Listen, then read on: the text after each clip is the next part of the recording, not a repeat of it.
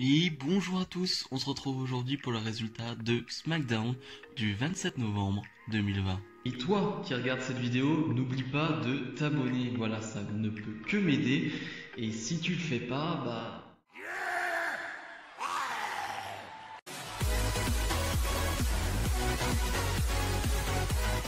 on ouvre le show avec Jey Uso qui va nous dire qu'en ce moment, on parle beaucoup des adieux de Undertaker, mais on ne parle pas assez de Roman Reigns. Roman Reigns qui a battu Drew McIntyre au Survivor Series, et justement, il va nous introduire Roman Reigns. Et va s'en suivre une petite leçon d'un père à son fils, j'ai envie de dire, un Roman Reigns qui va vraiment être énervé après Jey Uso. Il va lui dire tout simplement que, est-ce qu'il lui a demandé son aide pour Survivor Series? Non.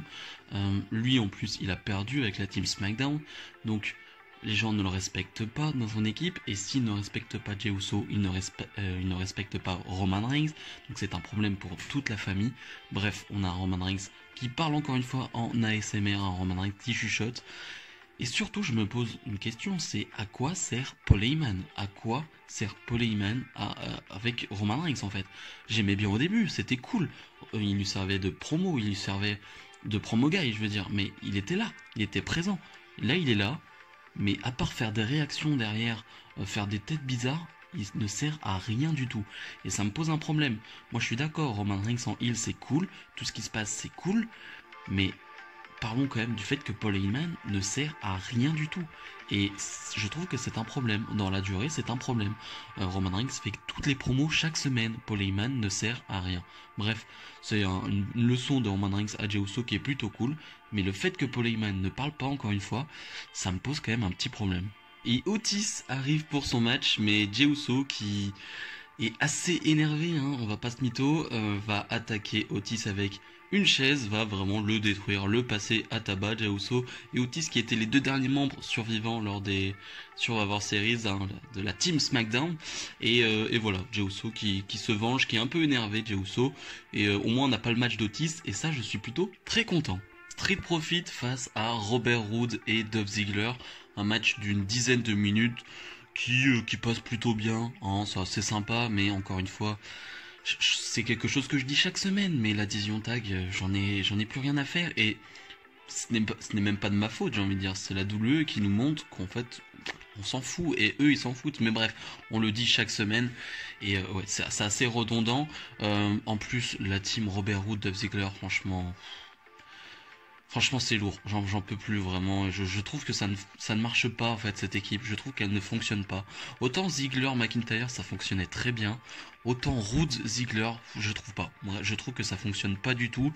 Il manque d'un truc, je sais pas. Je trouve que ça marche pas du tout. On a une fan match où Robert Roode va faire un roll-up sur Montesford et remporter ce match, donc donner la victoire à son équipe. Ok, donc les Street Profits qui sont montrés très forts depuis des semaines, qui battent le New Day, et bah non, là ils perdent sur un roll-up face à Robert Roode et Dolph Ziggler, donc super les champions par équipe. Sami Zayn face à Daniel Bryan, pareil, plus de 10 minutes de combat, et Sami Zayn qui va faire une promo juste avant, mais vraiment la promo, mais débile du heel, débile. Alors j'adore Sami Zayn, mais alors le booking de la promo, enfin je sais pas c'est qui a écrit la promo, mais... C'est genre, je n'aime pas Thanksgiving, oh là là, je suis tellement un heel, Thanksgiving c'est pour les nuls. Voilà, on est en 2020 quand même, faire ce genre de truc, enfin écrire ce genre de truc, bref. Voilà, le match est sympa avec Daniel Bryan, il est peut-être meilleur que celui de Mania. Celui de WrestleMania, j'avais trouvé sympathique, mais sans plus quoi, j'en attendais plus d'un Bryan Sami Zayn. Là c'est pas mal, hein. Bryan met vraiment un rythme ouf dans ce match, vraiment à chaque fois qu'il revient, il met un rythme dingue, et ouais, c'est juste top à chaque fois, mais voilà, ça va pas plus loin que ça reste un bon match, mais sans plus, je pense qu'il peut faire beaucoup mieux, et je pense qu'on aura beaucoup mieux parce que Bryan vraiment se met dans cette course pour le titre intercontinental. Une fin de match où Sami Zayn va vouloir s'en aller, il va aller en backstage, Bryan va le suivre, va avoir un décompte à l'extérieur, mais Sami Zayn va revenir avant ce décompte et donc va gagner ce match. J'adore tout simplement, je vous l'ai déjà dit, j'adore ce Sami Zayn qui est très malin, qui est très rusé, qui à chaque fois gagne avec de la petite triche, mais de la triche maligne, pas de la triche voilà, je mets un coup de poing dans les roubignoles, hein, voilà, pas ça, mais plutôt des trucs très vicieux, et j'aime beaucoup. Et en fait, on se rend compte qu'en backstage, Jey Uso a frappé Sami Zayn, et c'est Owens qui va intervenir, qui va se mettre devant. Donc voilà, première interaction avec Owens, Jey Uso, Roman Reigns, voilà, on sent que Owens se place un peu dans la course, mais bref, en tout cas, j'ai vraiment bien aimé cette victoire de Sami Zayn. Bianca Belair face à Natalya dans un match de 5 minutes, quelque chose comme ça. Bayley va commenter ce match et c'est important, on va dire, dans le match. Vraiment pas grand chose à dire sur ce match, hein. Ce qui se passe sur le ring est assez basique, c'est pas mauvais, c'est pas incroyable non plus, mais voilà. On nous met un peu en place Bianca Belair depuis quelques semaines quand même. Je sens que il y a un certain effort sur le booking de Bianca Belair. C'est pas dingue non plus, hein, c'est pas incroyable, mais tu sens que voilà, ils veulent faire quelque chose. Pendant le match, Bianca Belair, sans faire exprès, va frapper Bayley.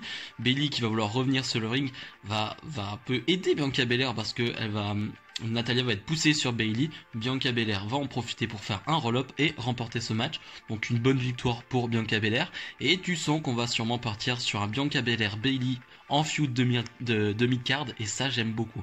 Ça peut être une vraie bonne première feud pour Bianca Belair avec quelqu'un d'expérience, quelqu'un de reconnu. Vraiment, je trouve que c'est vraiment un très bon choix. Donc, j'attends de voir. Murphy face à Baron Corbin. Murphy qui va être accompagné de toute la famille Mysterio, hein, maintenant on le sait. Hein. Il est avec Aliyah, enfin bref, toute cette histoire, et les Mysterio qui vraiment l'accompagnent à chaque match. Face à un Corbin qui a de gros bras. Voilà, c'est mon analyse du mois, de l'année sur Baron Corbin. C'est tout ce que j'ai à dire sur Baron Corbin. J'ai l'impression qu'il a des plus gros bras. Voilà, un match, voilà, pareil, où il n'y a pas grand chose à dire parce qu'en fait, les Mysterio vont se comporter comme de vrais heels en fait, hein. Ils vont vraiment faire des interventions pendant le match. Ils vont vraiment gêner Baron Corbin. Baron Corbin qui met déjà pas un rythme fou. Alors avec les interventions, le rythme est quand même très bas. Mais du coup, une fin de match aussi où il va porter, Murphy va porter son coup de genou. Baron Corbin va avoir les pieds dans les cordes, mais Dominique Mysterio va enlever ses pieds et donc donner la victoire à Murphy. Victoire de Murphy face à Corbin. Et ouais, les bizarres cette attitude des Mysterio, je sais pas où ça veut aller. Corbin nous annonce qu'il y aura un match revanche la semaine prochaine contre Murphy. Mais ouais, bizarre cette attitude de vrai heel, hein. Vraiment pour le coup, c'est une attitude de heel. Je sais pas où ça va nous mener. Promo backstage de Carmella, hein, avec cette nouvelle gimmick. En termes de tenue in-ring, de tenue tout court, mais en termes d'attitude, est-ce que c'est vraiment une nouvelle gimmick? Franchement, non, ça reste toujours la même Carmella, j'ai envie de dire. Il n'y a pas grand-chose qui change. Une Carmella qui va faire une promo, voilà, la Carmella, et qui va surtout dire, voilà, tout le monde bosse pour moi à la fin, et voilà, va claquer des doigts. Et il y a une main qui va apparaître avec un certain signe boss, The Boss, sur la main, et c'est Sasha Banks qui va attaquer Carmella. Sasha Banks qui s'est fait attaquer quasiment chaque semaine par Carmella ces dernières semaines, et qui se venge, voilà. Je suis pas hypé par Carmella contre Sasha Banks, clairement, mais ça va passer le temps, voilà, ce sera une petite feud jusque TLC, puis Carmella va perdre, et puis ça sera terminé, quoi, mais voilà, faudra trouver quand même des challenges plus crédibles que ça, parce que je suis désolé, mais Carmella quand même, c'est limite, c'est très moyen. Le main event, Jey Uso face à Kevin Owens. Jey Uso qui est donc à 6 ou 7, 5, 6, 7, je sais plus exactement, main event d'affilée. Il les enchaîne. Et bizarrement, on n'a que des bons matchs en main event de SmackDown depuis quelques semaines. C'est bizarre, quand tu mets des bons catcheurs en main event, ça te donne des bons matchs. Bizarre ce théorème, non? Bref, la WWE, faudrait peut-être quand même qu'ils se rendent compte que oui, Jey Uso est un très bon catcheur, il y en a plein d'autres, mais que si tu mets des bons catcheurs en main event face à de bons catcheurs, tu auras des bons main event, et c'est ce qu'on a du côté de SmackDown en ce moment, donc on va pas se plaindre. Un match très sympathique, vraiment très très bon, où on n'a pas le schéma classique WWE avec le heel qui domine pendant 10 minutes et le comeback du face. Non, c'est très partagé. Owens qui va même plutôt dominer sur ce match, un Owens assez agressif, hein, qui est assez énervé de toute l'attitude de Jey Uso et de Roman Reigns, et ça donne un excellent match, vraiment, jusqu'à ce que Jey Uso pète un câble, sorte une chaise et se fasse disqualifier. Forcément, victoire de Owens par disqualification, et c'était à prévoir, un Jey Uso qui veut sauver qui se veut sauver sa famille, qui veut sauver l'honneur de sa famille, encore une fois, avec un Roman Reigns qui lui met beaucoup de pression. Et donc voilà, il voulait détruire Kevin Owens, mais ça va pas se passer comme ça. Owens va reprendre le dessus et va surtout interpeller Roman Reigns plusieurs fois devant la caméra, va lui dire: si t'as un problème avec moi, Roman Reigns, viens ici, il n'y a pas de problème, j'ai peur de personne, surtout de toi, je n'ai pas peur de toi, Roman Reigns. Donc voilà, on va terminer sur un Kevin Owens qui va porter un stunner sur Jey Uso, et surtout on connaît donc le prochain feud de Roman Reigns, ce sera face à Kevin Owens. J'avais imaginé que ce serait face à Daniel Bryan, un gros babyface. Et bah non, on sort un autre gros babyface qui est Kevin Owens. Ça va être génial, vraiment ça va être génial, ça va nous donner de bonnes promos semaine après semaine et ça va nous donner un super match, donc j'ai déjà très très hâte. Le bilan de ce SmackDown, ça m'a plu, vraiment ce show m'a plu parce qu'il y avait de bons matchs, tout simplement, c'est très simple. Faites juste de bons matchs, des trucs très très simples, juste des bons matchs, pas la peine de faire 15 milliards de promos. Alors il y en a eu qui n'ont pas été intéressantes comme souvent, mais voilà, faites des matchs simples qui sont cool, d'une dizaine de minutes, ça suffit, et ça donnera un bon show. Voilà, et en plus on a avancé sur certaines feuds, et ça c'est vraiment bien, vraiment c'était un excellent SmackDown. Si vous avez aimé cette vidéo, n'hésitez pas comme d'habitude à mettre le petit pouce bleu et à commenter, voilà, me donner votre avis sur ce show. Nous on se retrouve dès mardi pour la review de Raw. Salut salut.